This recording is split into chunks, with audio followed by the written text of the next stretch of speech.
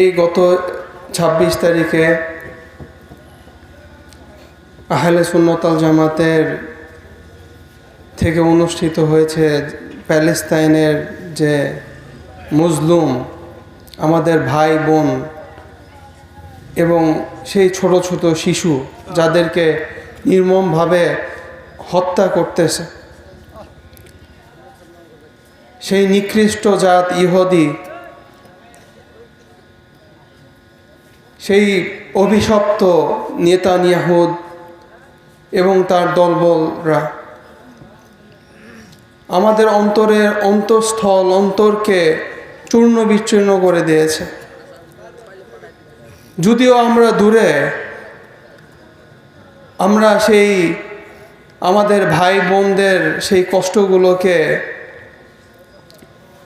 এত দূর থেকে আমরা সেই কষ্টের ভিতরে নাই, তবুও আমাদের অন্তরের ভিতরে রক্তক্ষরণ হচ্ছে। আমি দেখেছি প্রতিদিন সেই যখন থেকে যুদ্ধের যে প্রখরতা শুরু হয়েছে, আমাদের অনুষ্ঠান চলতেছিল ৩০শে আশ্বিনের অনুষ্ঠান।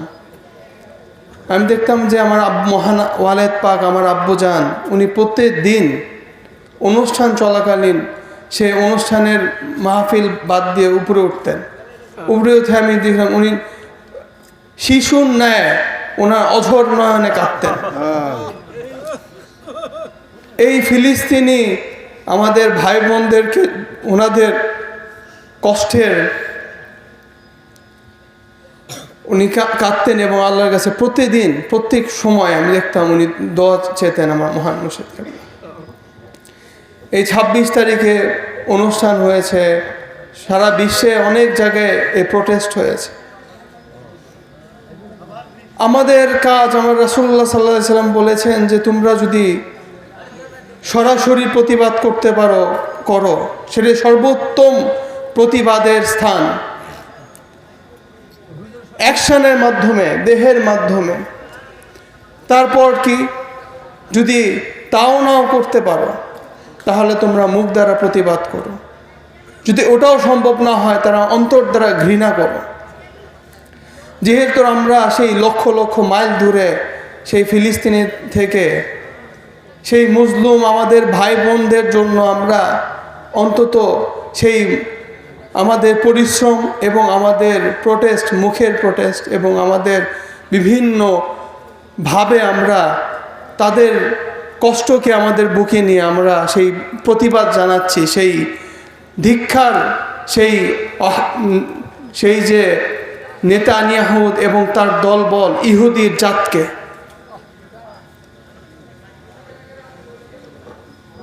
হযরত মাওলানা আলী রাদিয়াল্লাহু আনহু উনি তার প্রথম যখন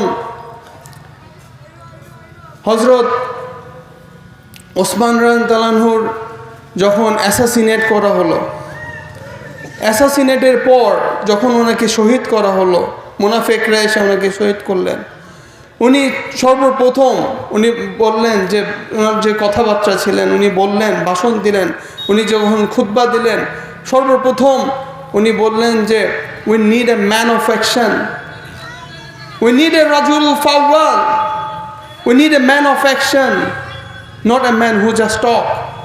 আমাদের দরকার সেই সকল মানুষ যারা কর্ম দ্বারা সেই ধর্মের কাজগুলো করে, যে সেই সকল মানুষ নয় যারা খালি মুখে দ্বারা কাজ করে, মুখ দ্বারা কাজ করে তা নয়। কারণ সেই আল্লাহ পাকের যদি সাহায্য যদি পেতে চান, আপনার কর্মের মাধ্যমে আসবে, আপনার মুখের কথার মাধ্যমে নয়। কর্ম থাকতে হবে এবং কি আপনার বিশ্বাস থাকতে হবে যে আল্লাহ পাক আপনাকে সাহায্য করবে। এটার জন্য কি করতে হবে? খালেজ দিল থাকতে হবে। যদি খালেজ দিল না থাকে তাহলে হবে না। এই যে আমরা ২৬ তারিখে অনুষ্ঠান করলাম আহলে সুন্নাত ওয়াল জামাতের, তারা কি আল্লাহ রাসূলের, আহলে বাইত রাসূলুল্লাহ সাল্লাল্লাহু আলাইহি সাল্লামের তারা হচ্ছে পাগল, তারা হচ্ছে ওনাদেরকে ভালোবাসেন এবং ওনাদের হুকুমকে প্রত্যেকটাকে মানার চেষ্টা করেন।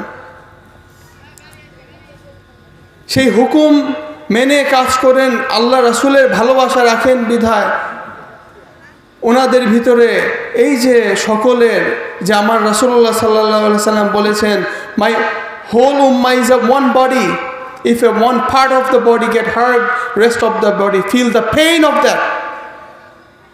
আমার উম্মাহ হচ্ছে একটা শরীর, একটা দেহ। যদি সেই দেহের একটা অংশ যদি ইনজুর্ড হয়, ক্ষতিগ্রস্ত হয়, ছাড় বাকি দেহ, প্রত্যেকটা দেহ সেই কষ্টকে অনুভব করে। এই ভালোবাসার জন্য তারা করেছে। এখানে অনেক ঘাত প্রতিঘাত হয়েছে, এটা হবেই। ইহুদিদের এজেন্ট আছে যারা আসলে রাজনীতি উপরে বেশি ভিত্তি স্থাপন করেছে, ধর্মনীতি থেকে বহুত দূরে। তাদের প্রভাব যদি দেখাতে চায় ওই সময় এসব হয়, ধর্ম থেকে যখন বিচ্যুত হয়ে যায়। তারপরও আলহামদুলিল্লাহ আমার মহান মুর্শিদ কেবলা এবং ওনার আমাদের দরবার শরীফ থেকে প্রতিবাদের জন্য শতাধিক হাজারো ঊর্ধ্বে লোক পাঠানো হয়েছে। অনেকগুলো বাস, অনেকগুলো মাইক্রোবাস তারা গিয়েছিল, অনেক জাকের এবং অন্য অন্য দরবার শরীফেরও ছিলেন, আহলে সুন্নাত ওয়াল জামাতের আলেম সমাজও ছিলেন, আমাদের অনেক আলেম সমাজও ছিলেন। আব্বুজান ওইখানে পাঠালেন এবং আমাদের সেই মাহফিলের, সেই অনুষ্ঠানের খুব বিজয় হয়েছে। যদিও ঘাত প্রতিঘাত ছিল, তারপরও সেই ভালোবাসার যে বিভিন্ন দেশের মিডিয়াতে প্রচার হয়েছে এবং প্রতিবেদন করা হয়েছে। এই প্রতিবাদটা আমাদের অন্তত জানানো উচিত, এটা হলো ইমানি দায়িত্ব। আমাদের যে বিষয়, কালবের বিষয়, এটার জন্য তো শিক্ষা নেওয়া দরকার। কালবের যদি সালিম না থাকে, কালবের সালিম যদি না থাকে, কালবের যদি তারা কি উন্নতি না থাকে, তাহলে তো হবে না। এটা মানুষ দেখতে পারবে না। হজরত ঈসা আলাইহিস সালাম ওনার কিতাবের ভিতরে উনি বলেছেন যে if your eyes are good, your whole body will be full of light, if your eyes are bad, your whole body will be full of darkness. So if the light within you is the darkness, how darkness it is.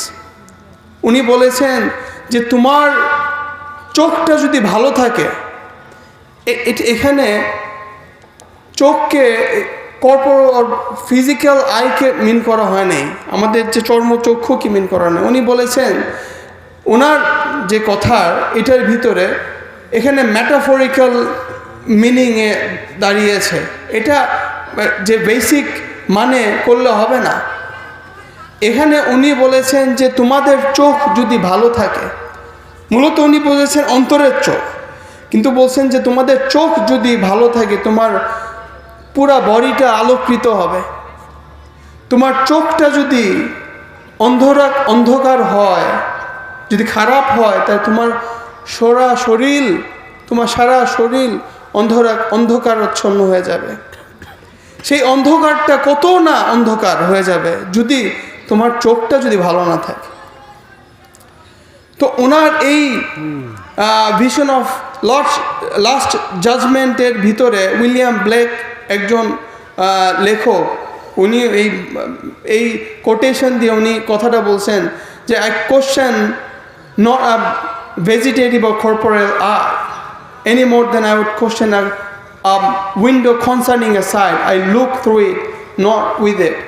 উনি বলেছেন যে আমি প্রশ্ন করি যে এই যে corporal vegetative আইকে, এই যে আমাদের ফিজিক্যাল আইকে নয়, বরঞ্চ আমি ওটাকেই প্রশ্ন করি যে আমাদের যে চোখ হচ্ছে একটা মাত্র উইন্ডো, একটা মাত্র জানালা স্বরূপ, যে আমরা শুধুমাত্র এর দ্বারা দেখি, এর দ্বারা দেখি, কিন্তু এ আমাদেরকে দেখায় না। চোখের কিন্তু নির্দিষ্ট কোনো আলো নাই, বাহিরে আলো থেকে আমাদের সেই চোখের ভিতরে দৃষ্টি যে আমরা ওই সময় দেখি।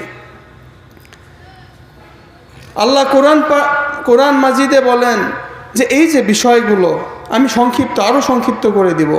এই যে বিষয়গুলো আল্লাহ পাক কোরআন মাজিদে বলেন, মান কানা হাজিহি আমা ফাহুয়া ফি আখিরাতি আমা ওয়া দাল্লু সাবিলা। Though who are blind in this world, you will be blind hereafter, and he will be most of them are astray from the path. আল্লাহ পাক বলেন যে এই পৃথিবীতে যদি কেউ অন্ধ থাকে, সে পরকালে অন্ধ হয়ে উঠবে। এখানে হযরত ঈসা আলাইহিস সালাম যে উনি বলেছেন যে এই যে তোমার চোখ যদি অন্ধ থাকে, যদি আলো না থাকে, তাহলে তুমি অন্ধ তোমার সারা শরীর অন্ধ হয়ে যাবে। এখানে ওই যে মিনিংটা, যে এই দেখেন যে যদি তুমি এই দুনিয়াতে অন্ধ হও, পরকালে অন্ধ হয়ে উঠবে। এখানে কিসের অন্ধের কথা বলেছেন? তাফসিরুল কবিরে বলেছেন, ওমান কানা হাজিহিদ দুনিয়া ওমা আন মারিফাতিল্লাহি ফাহুয়া ফি আখিরাতি আমা ওমা আন তুরুকিল জান্নাহ। উনি এখানে যে তাফসির করা হয়েছে, উনি বলতেছেন যে এই যে যারা মারেফতের, এই দুনিয়ায় মারেফতের জ্ঞান থেকে অন্ধ থাকবে, যাদের ভিতরে যে মারেফত, এলমে মারেফতের যে জ্ঞানটা যদি না থাকে, তারা সেই পরকালে বেহেশতের রাস্তা খুঁজে পাবে না। এই যে দেখেন যে কালবের যে শিক্ষা, এটার যে কতটা গুরুত্বপূর্ণ। আল্লাহ পাক যে কোরআন মাজিদে আরও বলেন, ইন্নাল্লাহা লা তা'মাল আবসারু ওয়ালাকিন তা'মাল কুলুবুল্লাতি সুদুর ফি সুদুর। এখানে আল্লাহ পাক বলেন যে এটা not your physical eye that I'm saying that are blind, rather I'm saying which is inside the chest that are blind. আল্লাহ পাক বলেন যে এটা শুধু আমি ভেবো না, আল্লাহ পাক এই যে আমাদেরকে বলতেছেন এটা শুধু তোমাদের যে চক্ষুদ্বয়কে অন্ধ বলা হয়েছে তা নয়। অন্ধ কোনটাকে অন্ধ বলা হয়েছে? ব্লাইন্ড। এখানে অন্ধ কাকে বলা হয়েছে? অন্ধ হচ্ছে সেই যার যে আল্লাহ পাক বলেন যে এই যে চেস্টের ভিতরে কুলুবুল্লাতি ফিস সুদূর, তোমাদের ভিতরে বুকের ভিতরে যে কাল্ব আছে, সেটা যদি অন্ধ থাকে তাহলে তুমি প্রকৃত অন্ধ হবে। সেই অন্ধত্বকে দূর করতে হবে। সেই অন্ধত্বকে দূর করতে হলে কি আল্লাহর ওলিদের, যারা আল্লাহর সেই ইলমে লাদুন্নি, সেই যে গোপন ভেদ, ওয়াল্লামনাহু মিন লাদুন্না ইলমা, আল্লাহ পাক কোরআনে বলেন যে এই যে গোপন ভেদ আমি কাকে দান করেছি? খাজা খিজির আলাইহিস সালামকে দান করেছি। সেই গোপন ভেদটা তোমরা যে নাও, কার কাছ থেকে? মুসা আলাইহিস সালামকে বলেন, খাজা খিজির আলাইহিস সালামের কাছ থেকে। এবং কিভাবে নাও, ওইটাও মুসা আলাইহিস সালাম আমাদেরকে শিক্ষা দিচ্ছেন। উনি যে কিভাবে বলতে হবে আপন আল্লাহর ওলির কাছে, যার কাছে আল্লাহ পাক বলেন যে তুমি যাও, যে সেই শিক্ষাটা নাও, সেই শিক্ষাটা কিভাবে নিবা, সেই শিক্ষাকে কিভাবে তুমি বায়াত দিবা, কিভাবে ওনার কাছ থেকে সেই শিক্ষা নেওয়ার জন্য কিভাবে তুমি ওনার কাছে যে তোমার কথাগুলো উপস্থাপন করবা, সেই শিক্ষাগুলো আমাদেরকে দিক নির্দেশনা দিয়েছেন। হযরত মুসা আলাইহিস সালাম যে খাজা খিজির আলাইহিস সালামকে বলেন, হাল আত্তাবিউকা ওয়ালা আন তুআল্লিমানি মিম্মা উলিমতা রুশদা। উনি বলতেছেন যে may I follow you so that you can teach me something of the knowledge which you taught by আল্লাহ সুবহানাহু ওয়া তাআলা। আমি কি আপনার ইত্তেবা করতে পারি? ইত্তেবা কি? আপনি বায়াত, আপনি আপনার নিজেকে আল্লাহর মহান ওলির কাছে এসে আপনাকে সাবমিট করলেন, পরিপূর্ণভাবে সাবমিট করতে হবে। আল্লাহ পাক কোরআন মাজিদে বলেন যে ইয়া আইয়ুহাল্লাযীনা আমানু উদখুলু ফি সিলমি কাফা, though who you believe get into the Islam completely. সেই পরিপূর্ণ সাবমিশন থাকতে হবে আপনার ভিতরে, এবং বিশ্বাস থাকতে হবে। আল্লাহ রাসূলের প্রতি বিশ্বাস থাকতে হবে। আল্লাহ রাসূল সব জানেন, ইলমে গায়েব জানেন, এই বিশ্বাস থাকতে হবে। আল্লাহর ওলিদেরকে আল্লাহ পাক সেই ইলমে লাদুন্না, সেই আল্লাহর গোপন ভেদের যে শিক্ষাদান করেন, এটা আল্লাহ পাক তো কোরআনেই বলেছেন, আল্লাহ রাসূলও বলেছেন, সেই বিশ্বাস থাকতে হবে। এই মহান ওলি আল্লাহর অসংখ্য কারামত, এই যে কিছুক্ষণ আগে মৌলানা জিহাদি সাহেব বলে গেলেন যে এই যে আরও এই অনুষ্ঠানের আগে আরও দুটো অনুষ্ঠান হলো, এই অনুষ্ঠানে বৃষ্টি হয়, 2-3 কিলোমিটার পর শিলাবৃষ্টি হয়েছে, কিন্তু প্রোগ্রামে কোনো বৃষ্টি নাই, যদিও আকাশ গর্জন করেছে, কোনো বৃষ্টি নাই। প্রচণ্ড তাপ, গরম। এখান থেকে জাকিররা ফোন করে বলতেছিলেন যে বাবা অত্যন্ত গরম, অতিষ্ঠ হয়ে যাচ্ছি। তো এই দেখেন আল্লাহ পাক যে কোরআন শরীফে বলছেন যে ইন্না রাহমাতাল্লাহ কারিবুম মিনাল মুহসিনিন, আল্লাহর রহমত, আল্লাহর যে অলি আল্লাহগণ, মহসিন বান্দাগণ, আল্লাহর অলিগণের অতীব নিকটে থাকেন। সেই আমরা নিকটে বসেছি, আমাদের সেই ভালোবাসার মাধ্যমে আমাদের যে কালবের যে অন্ধকারাচ্ছন্ন যে অবস্থানকে দূর করার জন্য এই আল্লাহর অলিদের কাছে এসে সবক নিতে হবে, তরিকার আমলগুলো নিতে হবে, আদর্শগুলো নিতে হবে, ওইভাবে আমলগুলো করতে হবে, তাহলে আমাদের এই পরিপূর্ণতা হাসিল হবে। না হলে না। আল্লাহ রাসূলের প্রতি বিশ্বাস থাকতে হবে।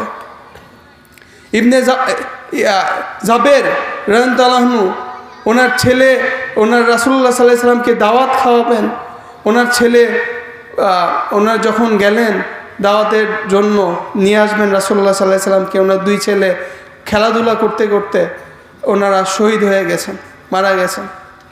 ছোট ছোট বাচ্চা, একজনের বয়স বোধহয় 8-9 বছর, আরেকজন আরও ছোট, 4-5 বছর, 4 বছর, 5 বছর।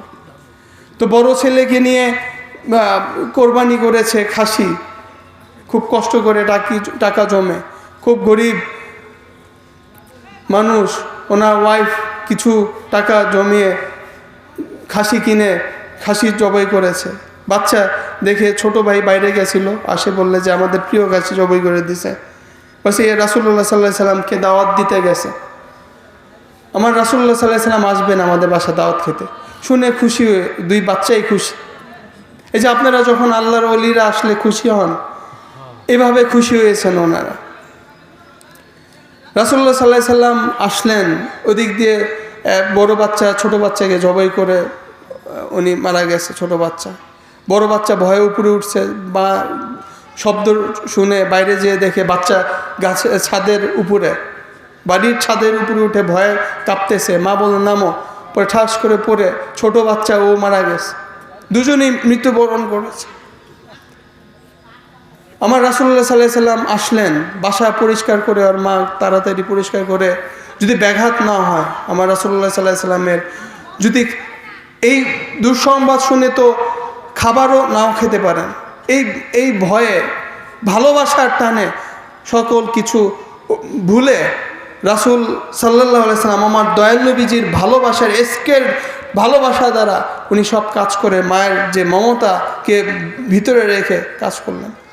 আমার দয়াল নবীজি এসে বললেন যে যাবে, তোমার না 2 জন ছেলে আছে, সন্তান আছে, ওদেরকে ডাক দিয়ে নিয়ে আসো। আর মা কাছে, ওনার স্ত্রীর কাছে যে বললেন যে বাচ্চারা কোথায়? বললেন যে এই অবস্থা, যে বলো যে রাসূলুল্লাহ সাল্লাল্লাহু আলাইহি ওয়াসাল্লাম বাচ্চারা ঘুমাচ্ছে। এই যে বিশ্বাস, এটা থাকতে হবে যে আমার দয়াল নবীজি সব জানেন। হযরত জাবের রাদিয়াল্লাহু আনহু উনি গেলেন, আমার রাসূল সাল্লাল্লাহু আলাইহি সাল্লামের কাছে যেয়ে বললেন, ইয়া রাসূলুল্লাহ সাল্লাল্লাহু আলাইহি সাল্লাম, আমার 2 সন্তান খেলাধুলা করতে করতে ক্লান্ত হয়ে ঘুমিয়ে পড়েছে। উনি বললেন যে জাবের যাও, আমি ওদেরকে নিয়েই খাবো। তখন হযরত জাবের রাদিয়াল্লাহু আনহু আবার বেদিশা হয়ে ভিতরে যে বললেন কি বলবে, এখন আর কি বলবে রাসূলুল্লাহ সাল্লাল্লাহু আলাইহি সাল্লামকে। তো উনি বাহিরে আসলেন, রাসূলুল্লাহ সাল্লাল্লাহু আলাইহি সাল্লাম বললেন, ইয়া রাসূলুল্লাহ সাল্লাল্লাহু আলাইহি সাল্লাম আপনারা খান, খাওয়া দাওয়ার পর না হয় ওরা আসবেন ওরা। তখন আমার রাসূলুল্লাহ সাল্লাল্লাহু আলাইহি সাল্লাম বললেন যে জাবের, তুমি কি ভাবছো তোমার রাসূল জানে না, তোমার নবী দেখতে পারে না? যে তোমার সন্তানদেরকে বলো যে তোমাদের নবী আসছে, আমি তাদের সাথে খাবো। তখন ওনার হযরত জাবের রাদিয়াল্লাহু আনহু যে যখন ওনার সন্তানদেরকে বললেন, এই আমার সন্তানেরা, তোমার রাসূল তো আমাদের নবী এসেছে, উঠো এসে খেতে আসো, আমার রাসূল তোমাদেরকে ডাকতেছে। ওই যে উপরে কাপড় দিয়ে ঢেকে রাখছিল, ওইখান থেকে দুই সন্তান আবার জীবিত হয়ে উঠে এসে আমার রাসূলুল্লাহ সাল্লাল্লাহু আলাইহি সাল্লামের সাথে খেদমতে শামিল হয়ে গেলেন। সেটা হচ্ছে বিশ্বাস, ঈমান, যে আমার রাসূলুল্লাহ সাল্লাল্লাহু আলাইহি সাল্লামের হুকুম ওনার নিজের মুখ দ্বারাও বলা লাগে নাই, পবিত্র নুরানি মুখ মণ্ডল দ্বারাও বলা লাগে নাই। উনি খালি হুকুম দিয়েছেন, যে সেই হুকুমের খাতিরে আমার রাসূলুল্লাহ সাল্লাল্লাহু আলাইহি সাল্লামের পবিত্র জবানের হুকুমের খাতিরেই আল্লাহ পাক দেখেন জীবিত করে দিয়েছেন। এবং আমার রাসূল সাল্লাল্লাহু আলাইহি সাল্লাম উনি সব জানেন, সব দেখেন। এটাই হচ্ছে পরিপূর্ণ ঈমান। এই বিশ্বাস নিয়ে আমাদেরকে থাকতে হবে, তাহলে আমাদের অন্তর পরিপূর্ণ আলোকিত হবে। আমি আর কথা বাড়াবো না, আমাদের মহান মুর্শিদ কেবলার ওনার নুরানি পাক জবানে আমাদের সেই হেদায়েতের বাণীগুলো শুনবো। ওমা আলাইনা ইল্লাল বালাগ। আসসালামু আলাইকুম ওয়া রাহমাতুল্লাহি ওয়া বারাকাতুহু।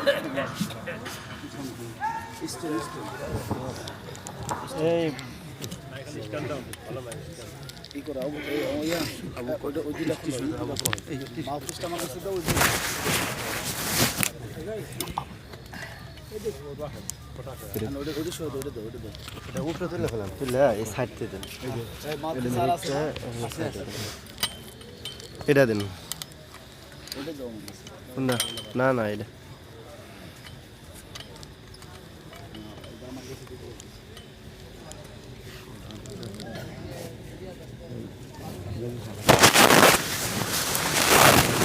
ভিডিও করতে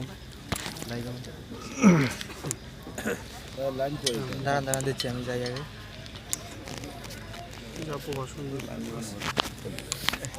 ভিডিও করবো আমার সাথে,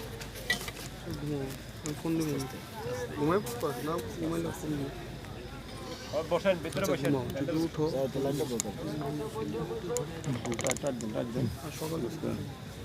এটা লাগবে।